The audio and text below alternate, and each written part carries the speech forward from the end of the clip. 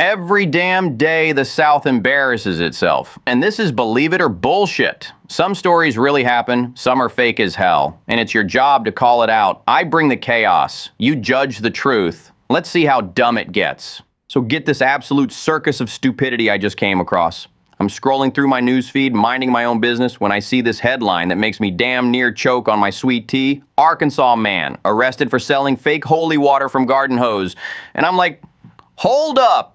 We're talking about a grown-ass man in Little Rock who thought he could make a living selling tap water to desperate people by claiming God gave him magic powers. And now listen, I've seen some wild shit in my day, but this one takes the cake. This dude, and I wish I could make this up, but apparently it's all over the local news down there. This genius decided to set up a roadside stand like he's selling lemonade or tomatoes from his garden. Except instead of produce, he's peddling what he called blessed holy water for $5 a bottle. $5 for water that he was getting from his backyard spigot. But here's where it gets absolutely ridiculous. According to the police report, this guy claimed he had been personally blessed by God with the power to turn regular tap water into healing holy water just by touching it. Like he's some kind of discount Jesus walking around Arkansas in flip-flops and a bathrobe, because that's apparently what he was wearing while running this operation, a damn bathrobe. Not even a nice one, from what witnesses told police. We're talking about a ratty old terry cloth situation that probably hadn't been washed since the Clinton administration. So picture this scene for me. You're driving down some back road in Little Rock, maybe heading to work or whatever, and you see this dude in a bathrobe standing behind a folding table with a hand-painted sign that says, "Miracle Water, $5, God blessed." And apparently over 200 people looked at that situation and thought, yeah, this seems legit. Let me pull over and buy some magic water from Bathrobe Bob. The setup was apparently pretty elaborate for what it was. He had this whole system worked out where he'd take empty Poland Spring bottles, and I love that he was using Poland Spring. Like that somehow made it classier. And he filled them up from a garden hose that was connected to his house. But get this, he told customers he had to bless each bottle individually, so they had to wait while he held each one and did some kind of made-up prayer ritual. Can you imagine standing there watching this guy in a bathrobe mumbling over a water bottle while your $5 burns a hole in your pocket? Like, at what point do you start questioning your life choices? But apparently people were lining up for this shit. The police said they had customers coming from 3 different counties to buy his healing water. And the marketing, oh my God, the marketing. According to witness statements, this guy had testimonials posted on his little setup, handwritten testimonials that were obviously fake as hell, like, my arthritis was cured after 1 sip.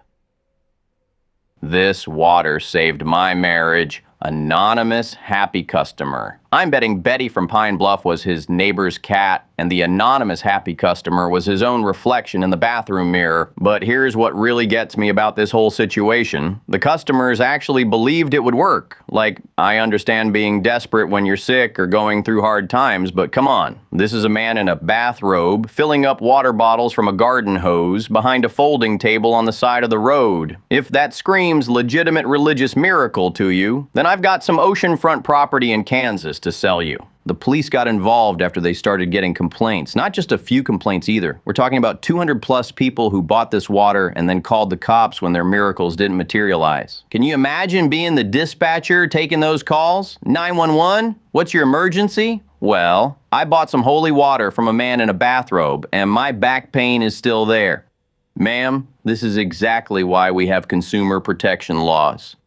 And the complaints weren't just about the lack of miracles. Some people were pissed because the water tasted like chlorine, which makes perfect sense since it was literally just tap water from the city supply. Others complained because they got sick after drinking it, probably because this dude was filling bottles with a garden hose that had been sitting in his yard, collecting God knows what kind of bacteria and bugs. The investigation was apparently pretty straightforward. Undercover cops went to buy some of his holy water and watched him fill up bottles from the hose.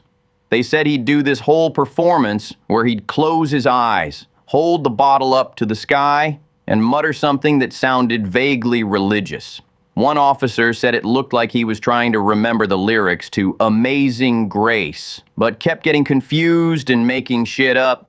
When they arrested him, they found boxes and boxes of empty Poland Spring bottles in his garage, along with a notebook where he kept track of his sales. This dude was treating it like a legitimate business. He had a customer list, profit margins calculated, and even plans to expand to other locations around Arkansas.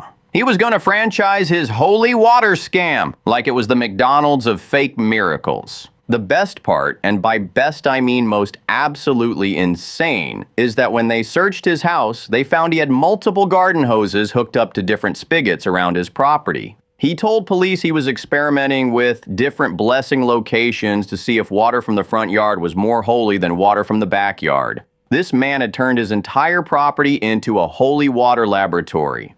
During questioning, he apparently insisted that he really believed he had been blessed with these powers. He said he'd had a religious experience while doing yard work one day and suddenly knew he could heal people with water. The religious experience? He claims an angel appeared to him while he was watering his tomatoes and told him to share the gift of blessed water with the world. The angel, he said, looked suspiciously like his deceased grandmother, but with wings made of garden hose. The legal charges are pretty serious too. We're talking fraud, false advertising, operating a business without a license, and potentially endangering public health. The health department got involved because some of the water samples they tested came back with bacteria levels that were through the roof. This genius wasn't even using clean bottles or filtered water. He was literally just filling up recycled containers with whatever came out of his tap. But what really kills me is the customer testimonials the police collected during their investigation.